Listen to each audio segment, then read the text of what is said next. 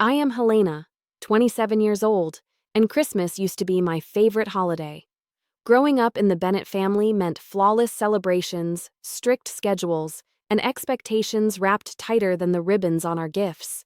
As the one who chose a creative business instead of the corporate mold, I always felt like the wrong piece in their perfect puzzle. Last December, I arrived early to help with preparations, still hoping that effort might equal belonging. What I overheard instead turned the night into something else entirely, a plan designed not to celebrate me, but to correct me.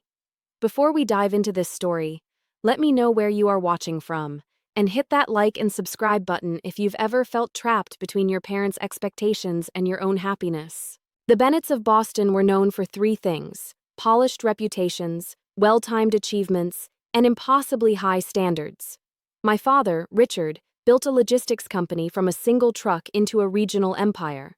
My mother, Eleanor, came from old influence and filled her calendar with board meetings and charity galas. My siblings walked in step: Daniel, 32, the corporate heir apparent, and Isabel, 30, the attorney whose promotions were treated like family trophies. And then there was me. I finished university, discovered product design in a single elective, and felt alive in a way lectures never gave me. By senior year, instead of sending applications to graduate programs, I was selling leather pieces at weekend markets. My father fell silent for months. My mother arranged meetings with people who wanted nothing to do with detours.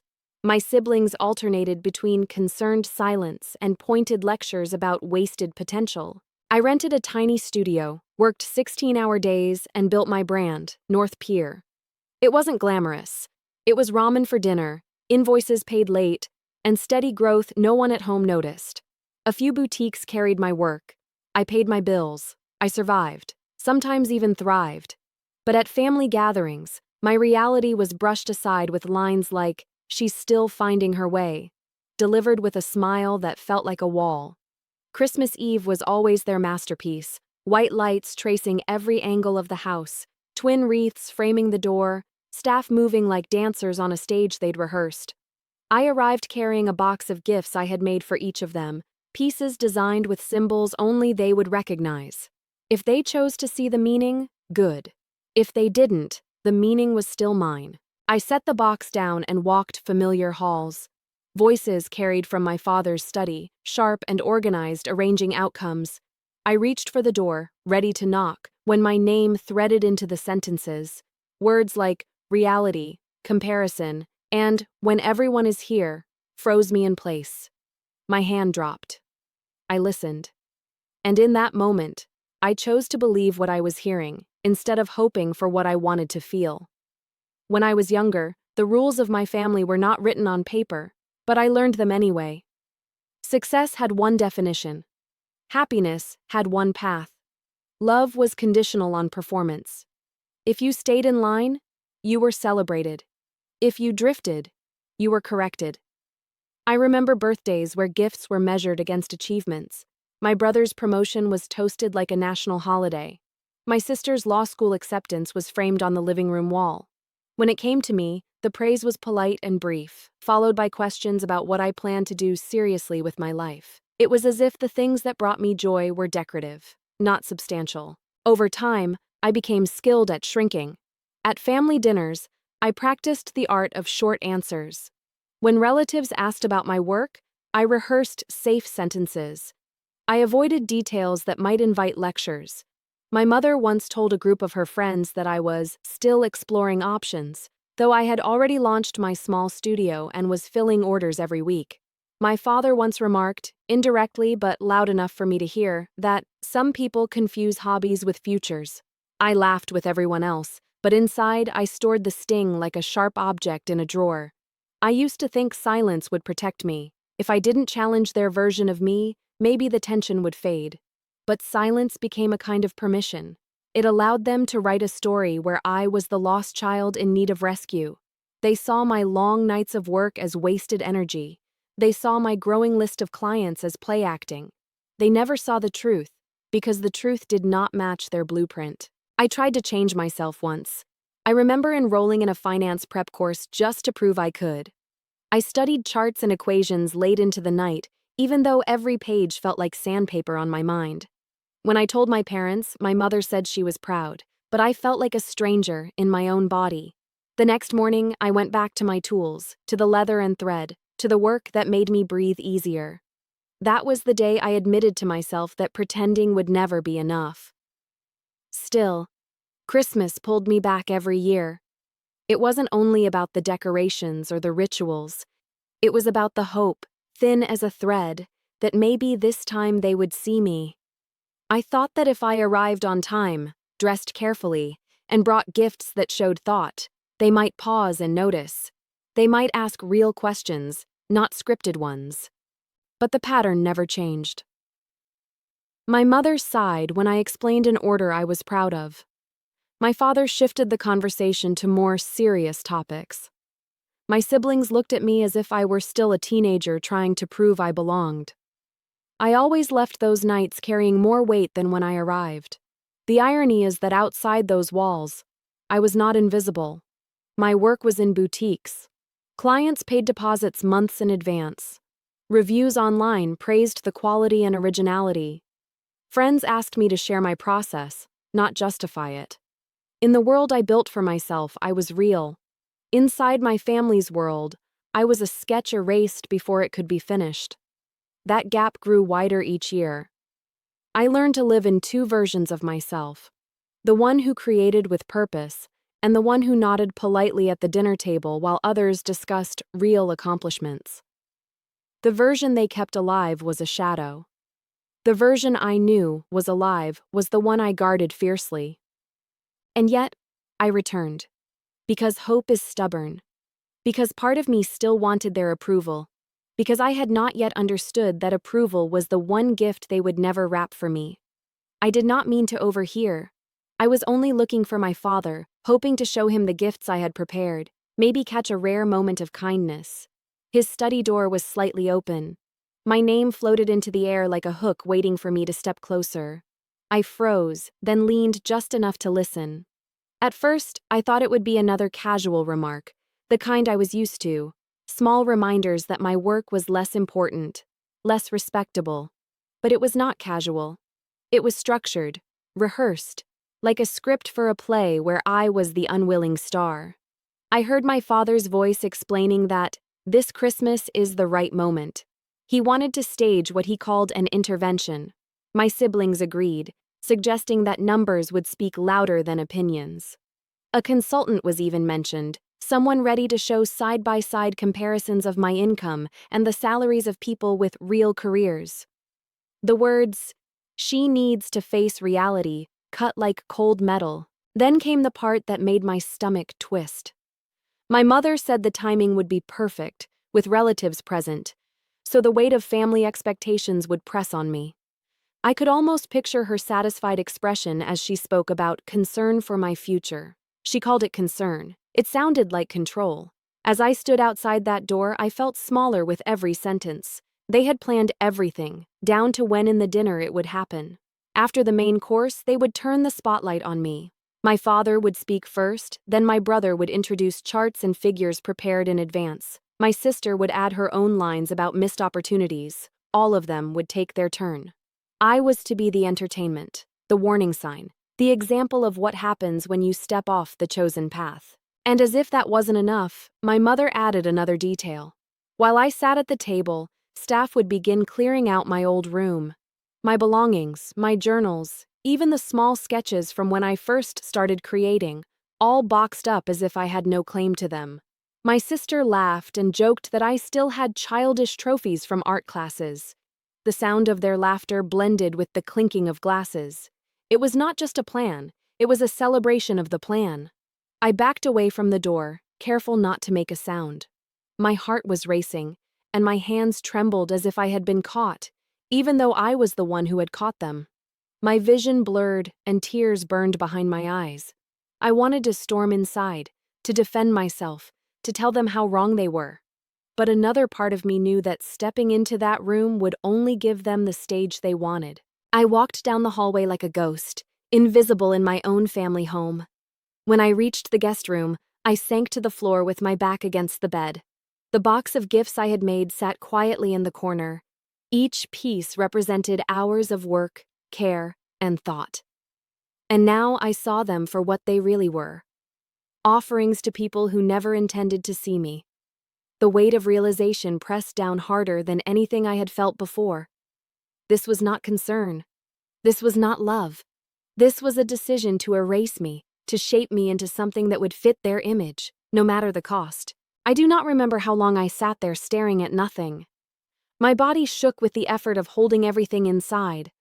What I do remember is the clarity that grew inside me. For years I had made excuses. I told myself they meant well. I told myself I just needed to try harder. But that night, sitting on the floor of a room that wasn't even mine anymore, I finally believed the truth. They did not see me, and they did not want to. That was the moment I knew silence would no longer be enough. Something had broken, and once broken, it could not return to what it was. I stayed on the floor of that guest room for what felt like hours. The carpet pressed lines into my skin, the kind of marks that fade quickly but leave the memory longer. I could hear footsteps in the hall, laughter rising from downstairs, the clink of silverware being polished for the dinner to come. The house carried on, rehearsing perfection, while inside me something cracked open. My first instinct was the old one: explain myself, defend my work, fight to prove I was not the failure they believed. I imagined walking into the study, slamming the box of gifts onto the desk, and telling them the truth about my business, the orders waiting to be filled, the clients who trusted me, the way I had built everything without their help. For a moment, that fantasy burned bright. But then I pictured the scene that would follow. My father shaking his head with practiced disappointment. My mother sighing as if I had embarrassed her. My siblings offering solutions dressed as sympathy. They would twist every number I shared, call every success temporary, dismiss every achievement as coincidence.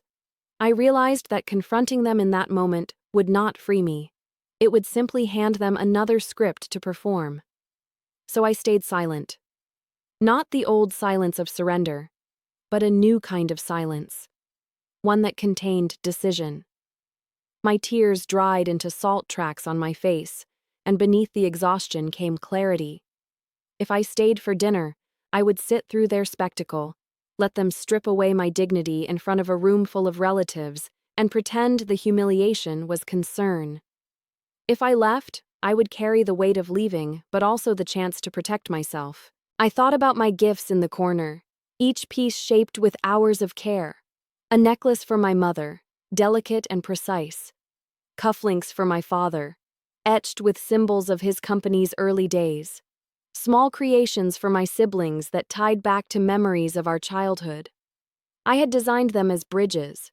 Now they looked like chains. The choice settled in me slowly, the way snow settles on branches until they bend. I would not give them the chance to use me as their performance. I would not sit at that table while they dismantled the life I had worked to build.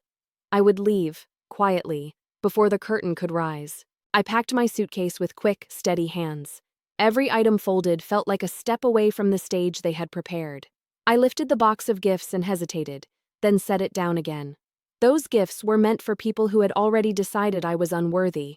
Carrying them back felt heavier than leaving them behind. I would make new gifts one day for people who actually valued me. I slipped down the back staircase, careful not to draw attention. My reflection in the glass of the side door startled me. I looked calm, almost too calm, like someone watching herself from far away. The night air hit me with sharp honesty. It was cold, but it belonged to me.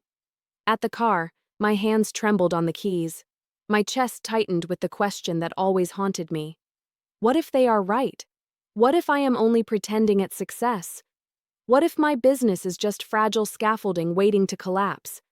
That fear had been my shadow for years, and hearing their voices echo it made it feel even heavier. But then another thought broke through, softer but stronger. What if I am right? What if the world I built with my own effort is more real than the performance inside that house? What if survival itself is proof enough? I gripped the steering wheel and let that thought stay. The drive back to my apartment blurred into lights and silence. I do not remember the streets or the turns. I remember only the weightlifting with every mile, replaced by something raw and uncertain, but undeniably mine. When I reached my apartment, the building looked ordinary. Brick walls, narrow windows. But it felt like sanctuary. I closed the door behind me and leaned against it, the quiet wrapping around me like a shield. My studio space was cluttered with tools and sketches. On the table sat unfinished pieces waiting for my hands. Here, nothing needed to be defended. Here, nothing needed to be explained. The collapse had happened, yes. But in collapsing, something else stood up. A choice. I would no longer play the role they had written for me. My silence had changed shape. It was no longer submission, but preparation.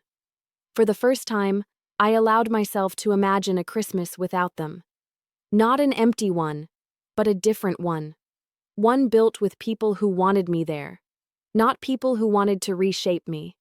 It was a fragile vision, but it was enough to keep me standing in my own space, breathing air that belonged only to me.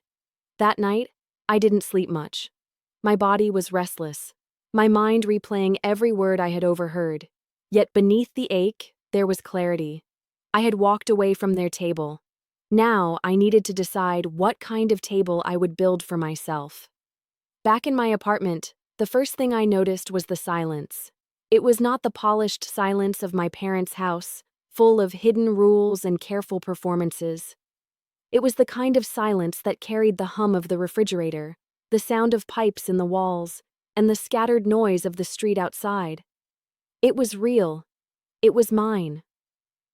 I set down my suitcase and walked straight to my studio space. The table was covered in sketches, fabric samples, unfinished pieces waiting to be stitched and polished. For a moment, I simply stood there, staring at the evidence of my own life. This was not the fragile hobby they described. This was the visible result of years of effort. I picked up one of the pieces, an order from a client who had paid in advance months ago. My hands still carried the memory of shaping it, the careful cut, the precise stitch. I thought of the email exchange that had followed, the gratitude in their words, the way they said my work meant more than decoration. I had forgotten how those moments felt when I was inside the walls of my family home. They had managed to shrink my world until even my victories seemed small. Here, the victories filled the room. I opened my laptop and scrolled through the folders I usually avoided showing anyone at home. There were spreadsheets tracking revenue growth across 5 years, each line climbing upward with steady patience. There were invoices paid on time, a waiting list for custom orders, and emails from boutique owners who wanted to carry more of my work. I read their words slowly, reminding myself that outside of my family's script, other people saw me clearly. I lingered on one email in particular. A retailer had offered me a partnership weeks earlier, one that could double my revenue in a single season. I had hesitated, afraid of scaling too quickly, afraid of failing. Now I read the message again and felt something shift. Maybe it was time to stop hesitating. Maybe the risk was not as frightening as staying small to protect their image of me. The apartment around me felt different that night. The framed clippings on the wall, articles from small magazines that had featured my designs, looked sharper in the low light. The photos of satisfied clients wearing my work seemed louder. My desk, cluttered with tools, looked less like chaos and more like proof. I realized how carefully I had trained myself to hide this proof. At family dinners, I spoke of my work in smaller words, as if reducing it might make them less hostile. I called it a little business, or just a studio, when in truth, it was more. As the hours passed, I wrote lists in a notebook. Not lists of what they wanted from me, but lists of what I had already accomplished and what I wanted next. I wrote about the orders lined up for January. I wrote about the retailer's offer and the possibility of hiring part-time help. I wrote about new designs I had sketched and put aside for lack of time. Each word felt like a counterweight to their voices. Somewhere between the pages, the idea of revenge took root. Not the kind of revenge they might expect, loud and dramatic, but a quieter kind. My revenge would be success they could not control, respect they could not manufacture, and boundaries they could not cross. It would not be about punishing them. It would be about refusing to let them define me anymore. I thought again about the gifts I had left behind in their house. Hours of work, abandoned on a table, ready to be dismissed or hidden. At first, the thought hurt. But then I realized leaving them there was a statement too. They would open the boxes and see the care they had rejected. They would have to hold in their hands the proof of a daughter they refused to acknowledge. That truth would sting more than anything I could say. The night stretched long, but I did not feel empty. I felt awake. Every detail of their plan replayed in my head, but instead of weakening me, it clarified what needed to change. They had tried to stage a performance to strip me down in front of an audience. I had walked out before the curtain rose. That act alone was a kind of power. I went to bed late, surrounded by the quiet evidence of my own life. My studio did not sparkle like their house, but it carried a truth no decoration could hide. My family believed they could erase me with shame. What they did not realize was that shame had already transformed into something else. Lying in the dark, I whispered the words I had never allowed myself to believe. They are wrong about me. And once those words were spoken, even quietly, they began to grow roots inside me. By the time sleep came, I had made another decision. I would stop apologizing for existing in a way they did not approve. I would accept the retailer's offer. I would prepare to expand, even if it scared me. And I would spend next Christmas not as a guest in someone else's story, but as the author of my own. The morning after I left my parents' house, the weight of what I had overheard still clung to me. My eyes were swollen from lack of sleep, but my mind carried a strange clarity. For the first time, I saw the shape of my family's plan without the haze of excuses. It was not care. It was not love. It was a carefully rehearsed ambush meant to break me. And I had walked away before the curtain rose. I made coffee and sat at my small kitchen table surrounded by sketches, receipts, and the scattered pieces of my business. The clutter no longer looked like failure. It looked like proof that I was building something with my own hands. In that moment, I decided silence was not enough. I needed structure, action, boundaries. If my family was preparing a performance, I would prepare a plan of my own. The first step was to accept the opportunity I had been avoiding. I opened my laptop and reread the message from a national retailer who wanted to carry my designs in their spring catalog. For weeks, I had hesitated, doubting whether I could handle the scale. My family's voices had whispered in my head, telling me I wasn't ready, that I was playing at business. But now, those same voices became fuel. I typed my reply with steady hands, confirming my interest and asking for a meeting after the holidays. Pressing send felt like breaking a chain I had carried for years. Next, I called Dr. Winters, my therapist, and asked for an emergency session. When I explained what had happened, she listened carefully, then told me something I hadn't allowed myself to believe. What I overheard was not protection, but abuse. She reminded me that family should offer respect, not humiliation. Her words settled like stones in the foundation I was building. I left the session with new tools, ways to recognize manipulation, ways to set boundaries, ways to grieve what I wished my family had been but never was. Later that day, I called Zoe, the friend who had always believed in me when no one else did. She didn't hesitate when I explained. She told me her parents had a cabin in the mountains, empty for the season, and offered it to me for Christmas. She insisted I shouldn't spend the holiday alone. I agreed, relief washing over me. The idea of celebrating with people who actually valued me lit a spark I hadn't felt in years. The following days became a blur of preparation. I contacted clients, confirmed orders, and even reached out to a delivery service to ensure the gifts I had made for my family would still arrive at their house. They would receive them whether they wanted to or not. Each piece carried meaning, and if they dismissed them, that dismissal would be theirs to live with. At the same time, I wrote a list of boundaries for myself. No more explaining my choices at family dinners. No more attending events where I knew I would be reduced to a shadow. No more silence that allowed them to write my story. These boundaries felt fragile, like glass, but they were mine. I also sent a certified letter through a lawyer friend, stating that I had not abandoned my belongings in my childhood room and would be retrieving them.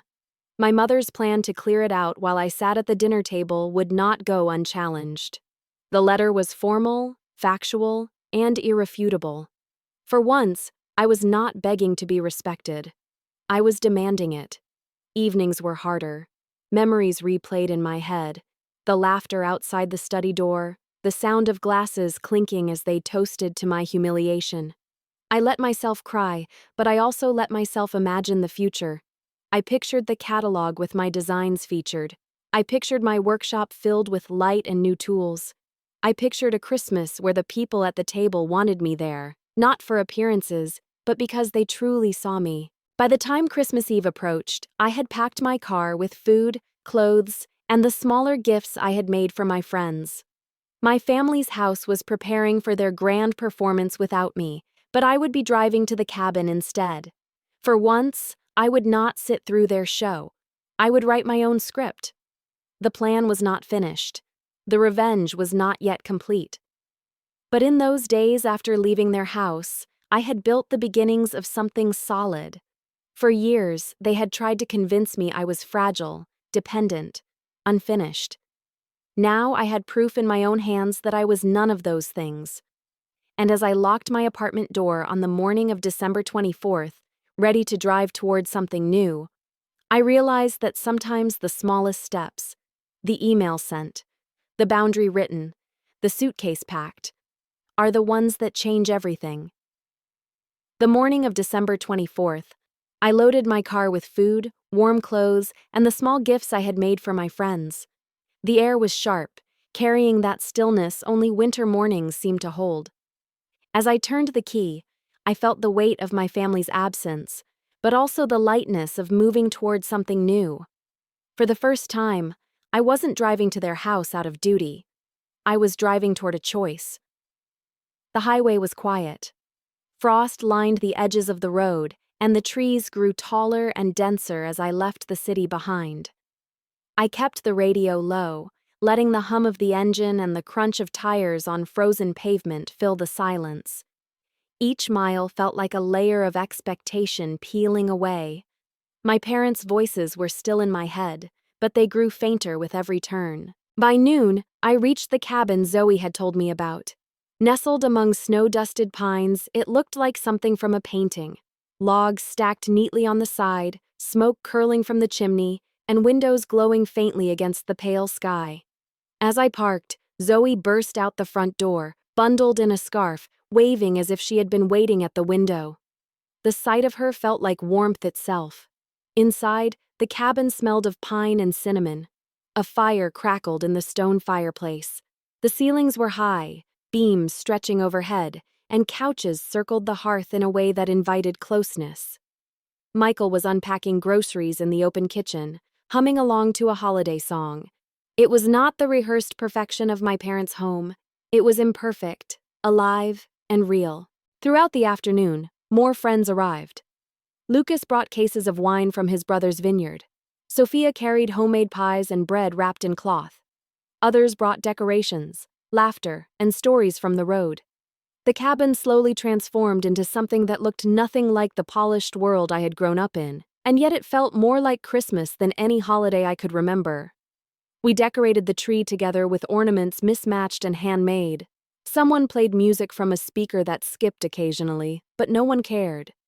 Dinner was a group effort, with everyone chopping, stirring, tasting. We spilled flour on the counter, burned one batch of cookies, and laughed until our sides hurt. There were no strict roles, no silent judgments, no invisible scorecards. Here, my presence was not tolerated. It was wanted. At one point, as we sat around the fire, Lucas raised his glass. He said he was grateful for friends who made chosen family feel real. The words hit me harder than I expected. Chosen family. I had heard the phrase before, but in that cabin, I understood it. Family was not only the people tied to you by blood. Family could be the ones who saw you, who celebrated not just your milestones, but your very existence. When my phone buzzed later that evening, I glanced at the screen. Calls from my brother, then my sister, then my mother. I didn't answer. The vibration against the wood of the table felt like a reminder of the life I had walked away from. Instead, I set the phone aside and focused on the room I was in. The warmth of firelight, the sound of friends laughing, the knowledge that no one here had a secret plan to humiliate me. We ate dinner late, plates piled high, wine glasses clinking without ceremony. Afterward, someone suggested making ornaments to mark the year. Zoe handed me paint and wood, and I found myself tracing the outline of a bird leaving an open cage. No one asked for an explanation. They simply nodded as if they understood. As the night deepened, snow began to fall outside the wide windows. We turned off the overhead lights so the fire and the falling snow became the only glow in the room. Wrapped in blankets, we told stories not of careers or promotions, but of mistakes, dreams, and hopes for the future. There was space for every voice. Lying in the small guest room later, I stared at the wooden beams above me. For years, I had returned to my parents' house because I thought Christmas required it, that family meant obligation no matter the cost. But this night showed me something different. Family could mean choice. Celebration could mean freedom. And love could mean respect, not performance. For the first time in my adult life, I fell asleep on Christmas Eve not with dread, but with peace. Christmas morning arrived wrapped in silence, the kind of silence that holds peace rather than pressure. When I woke, the cabin smelled of coffee and bread toasting. Snow had continued through the night, blanketing the trees so heavily that the branches bent under the weight. Light filtered in through frosted windows, soft and forgiving. I joined the others in the living room, all of us still in pajamas, hair messy, wrapped in blankets. We didn't rush. There was no polished schedule, no photographer waiting to capture the perfect image. Instead, we lingered with mugs in hand, talking about nothing and everything. The tree, covered in our handmade ornaments from the night before, looked crooked in one corner. Nobody cared. It was ours. We exchanged gifts in the simplest way. Each person had brought something small, thoughtful, often handmade. When I handed Sophia a necklace shaped after one of her earliest ceramic designs, she cried and hugged me tightly. Lucas gave bottles of wine with handwritten notes on the labels. Zoe gave me a journal bound in leather, saying she thought it was time I wrote not just designs, but my story. Each gift carried meaning deeper than price tags. As I watched my friends unwrap their presents, I felt something break open inside me. For years, I had poured my energy into creating things for a family that never wanted them. Today, every piece was received with gratitude, with eyes that understood the effort behind it. It was not just acceptance, it was recognition. Later, we bundled up in coats and boots and walked into the forest. The snow was knee-deep in places, and every step crunched loudly in the silence of the woods. We laughed as we stumbled and threw handfuls of powder at each other. At one point, I stopped and simply looked around. The trees towered above, dressed in white. The sky was pale blue. For once, I did not feel small. I felt part of something vast and alive. Meanwhile, my phone vibrated again in my pocket. I didn't take it out. I already knew what it was. More calls from my family's house, more attempts to pull me back into their script. Their Christmas dinner would begin soon, and my chair would be empty. My absence was not quiet there. It was a disruption, a question that no one could answer without revealing the truth. Later, when I finally glanced at the screen, I saw messages. My sister asking where I was, my brother insisting that I should come before things got worse, my mother sending clipped texts about unacceptable behavior. The words carried the same weight as always, but this time they felt distant. For the first time, I was not trapped inside their story. I was watching it from outside. By mid-afternoon, we were back at the cabin, red-cheeked from the cold, sitting around the fire with hot drinks in hand. We told stories about our worst Christmas gifts, our childhood traditions, the silly mistakes that had turned into family legends. No one interrupted to correct details. No one turned the story into a lesson. Laughter filled the room easily, without effort. In the quiet moments between stories, I thought about the table in my parents' dining room. The polished silver, the crystal glasses, the perfectly folded napkins. Somewhere in that room, my name was being spoken in tones of disappointment, confusion, maybe even anger. My gifts had likely arrived by courier, sitting in their boxes, waiting to be unwrapped. I wondered what they would feel when they opened them. Pride? Shame? Or nothing at all? The image should have hurt me, but it didn't. Instead, it brought a strange satisfaction. My absence had created a crack in their perfect performance. Relatives would ask where I was, why I had not shown up, what had happened.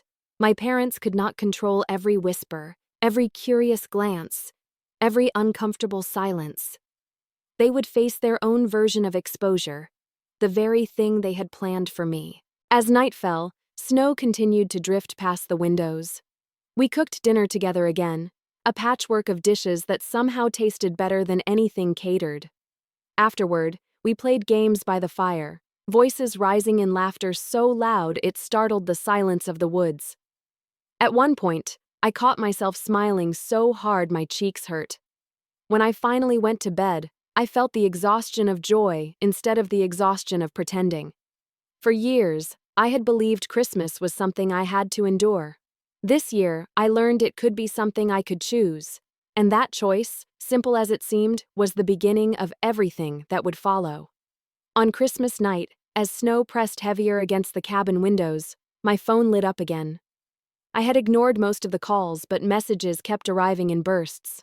Some were short, clipped reminders that my absence was unacceptable. Others carried the urgency of panic, as if the stage they had rehearsed could not go on without me. I resisted opening them at first. I wanted to keep my peace intact. But curiosity is stubborn. Later, curled in a blanket by the fire while my friends played cards, I scrolled through the words my family had left behind. My sister's tone was sharp. She wrote that I was humiliating everyone, that relatives kept asking where I was, that my mother's face had hardened into stone when she couldn't provide an answer. She added that I was being selfish, that family comes first, though her version of family had always meant obedience. My brother's messages were different. Shorter, hesitant.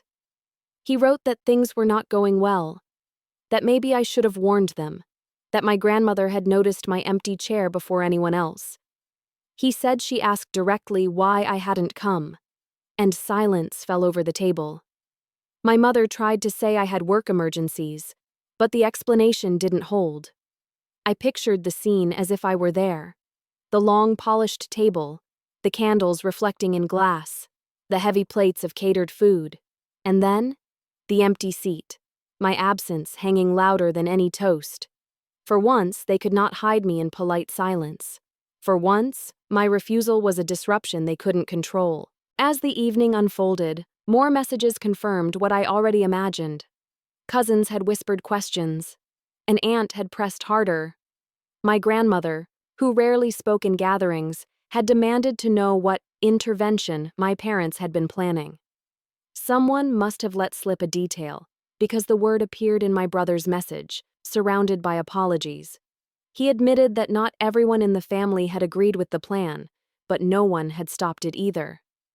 I set the phone down, heart pounding. For years, I had been the one humiliated, the one made small. Tonight, without even being in the room, the script had turned on them. Their perfect performance had cracked, and the truth had begun to seep out. I imagined my mother's tight smile faltering, her voice sharpening as she tried to redirect attention. I imagined my father defending the plan as necessary, insisting it was for my own good, only to face the disapproval of relatives who had once nodded politely, but now saw the cruelty laid bare. I imagined whispers growing, questions multiplying, the heavy silence of judgment pressing on them the way they had planned to press it on me. It should have hurt me to think of the scene, but instead, it filled me with a strange sense of justice. I hadn't needed to shout. I hadn't needed to fight at their table. My absence was enough. Their attempt to erase me had only revealed their own cruelty. The next morning, as we shared pancakes and coffee in the cabin, I received another message, this one from an aunt who rarely contacted me. She wrote that my gift had been beautiful, that she hadn't known how much I had grown, that she was sorry for believing the version of me my parents had always told. She added that my grandmother had worn her bracelet through the entire dinner, praising the craftsmanship to anyone who would listen. I read those words slowly, letting them sink in. For the first time, relatives who had ignored me were speaking directly to me, not through the filter of my parents' disappointment. My work had reached them, even when my presence hadn't. I closed my phone and looked around the cabin. My friends were laughing over spilled syrup, passing plates, teasing each other gently. It was messy, unpolished, alive. I realized then that revenge wasn't only about watching my family unravel.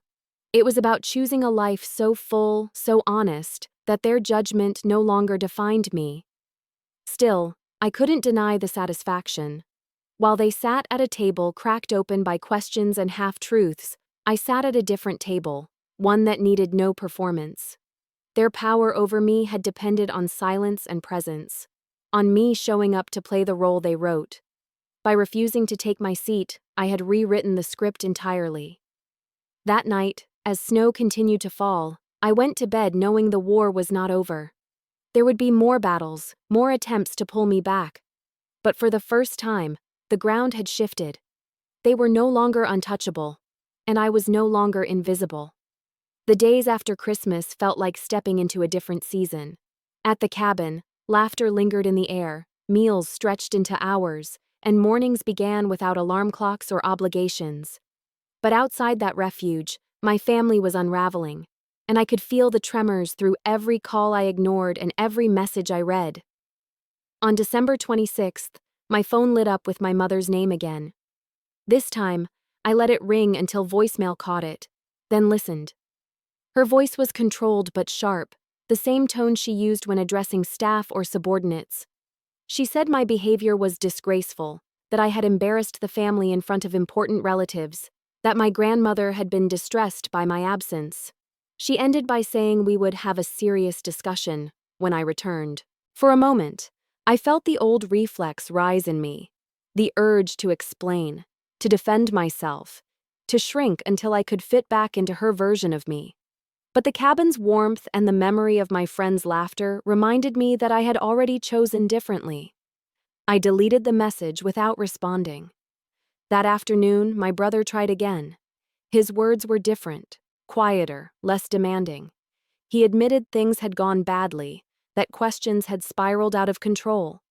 He said our grandmother had openly criticized the plan, calling it cruel, and that cousins had agreed with her.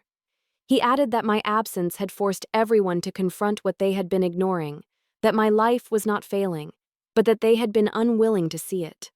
His tone almost carried regret. I didn't reply immediately. I needed space to believe that he could mean it. On the 27th, my father called. His message was longer, carefully framed as concern. He said I was making a mistake by isolating myself, that I was throwing away opportunities for stability. He reminded me that family reputation mattered, that my choices reflected on everyone.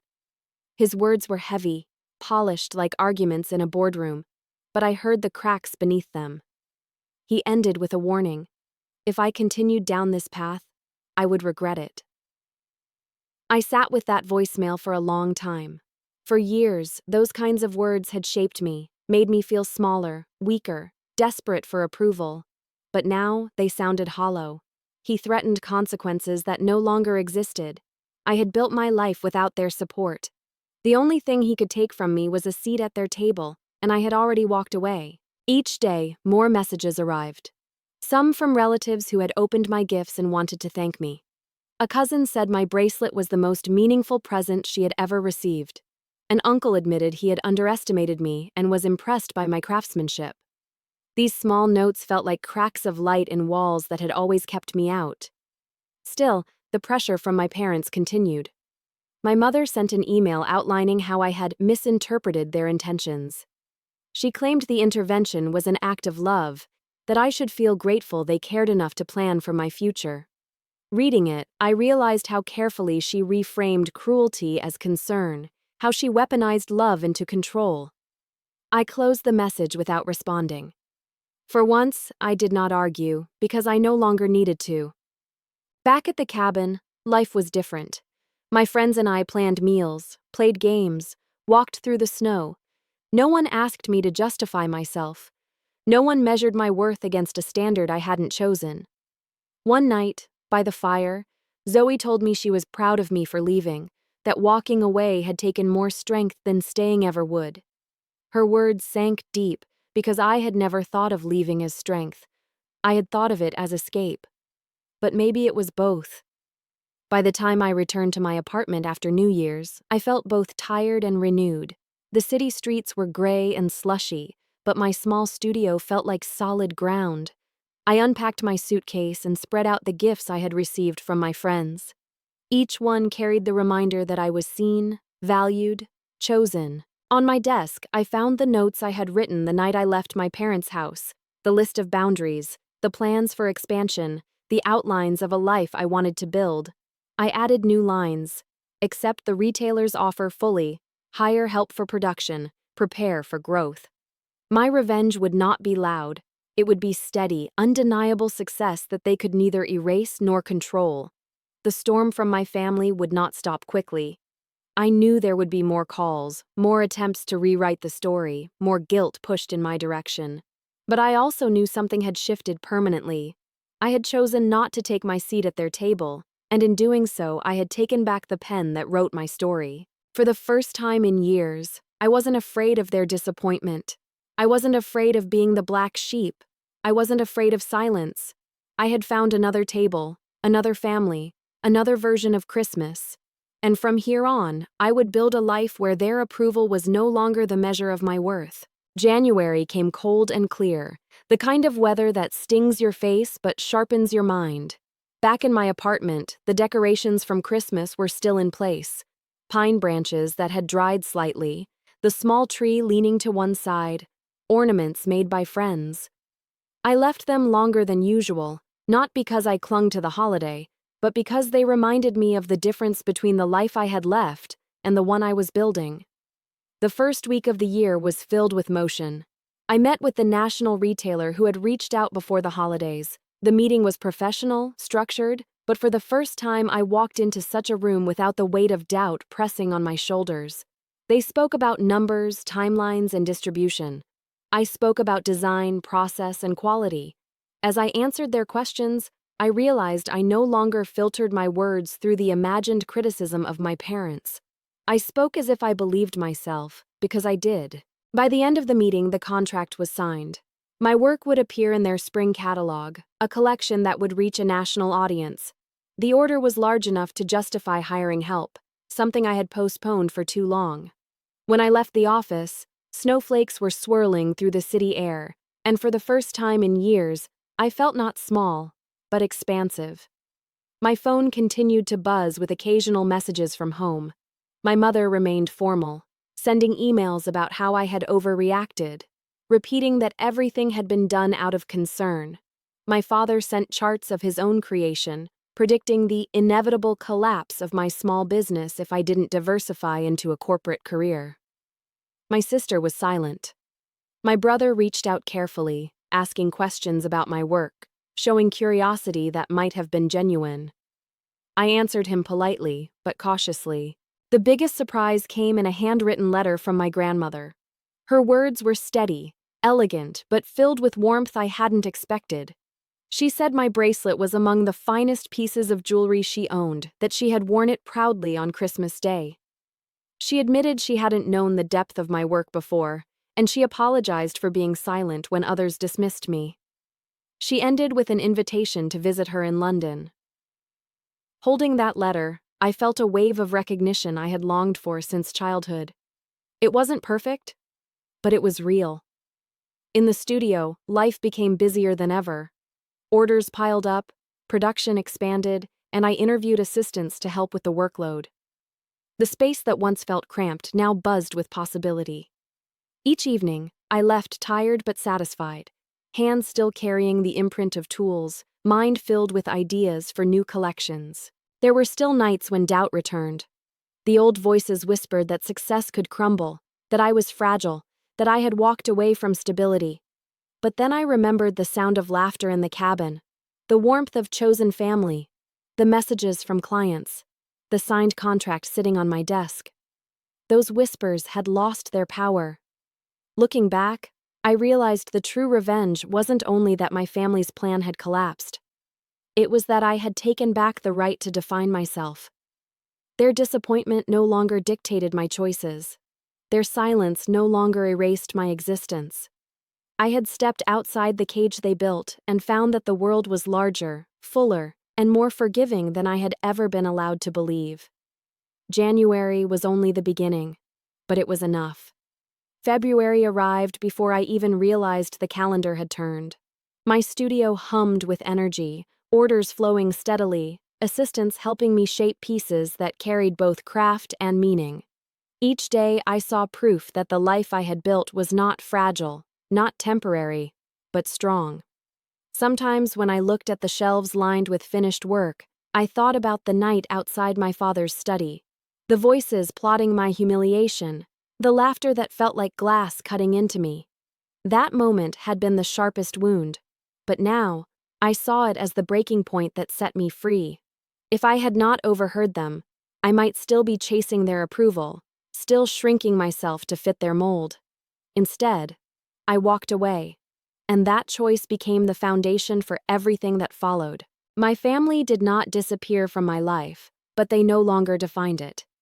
My mother continued to send clipped messages, always insisting she had meant well. My father remained convinced that numbers would eventually prove me wrong. My sister avoided contact. My brother, slowly, began to ask real questions, ones that hinted at curiosity instead of judgment. The extended family had shifted too. Some distant relatives reached out to place orders, others sent small notes of encouragement.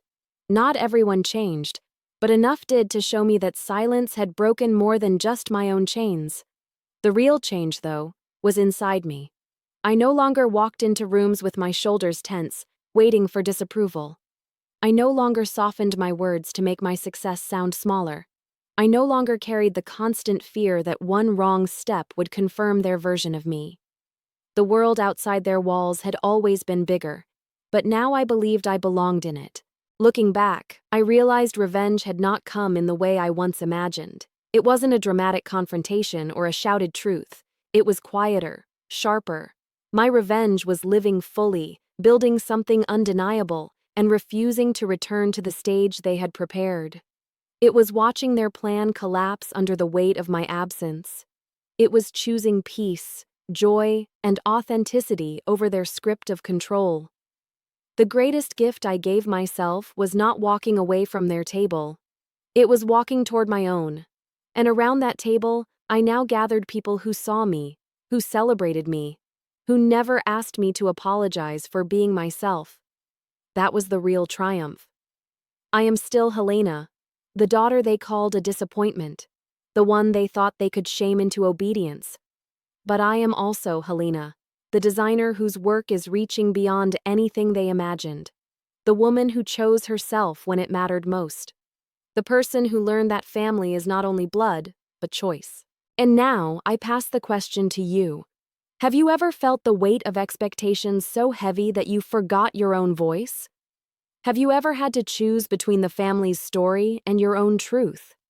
If this story resonates with you, hit that like button, subscribe to the channel, and share your own journey in the comments.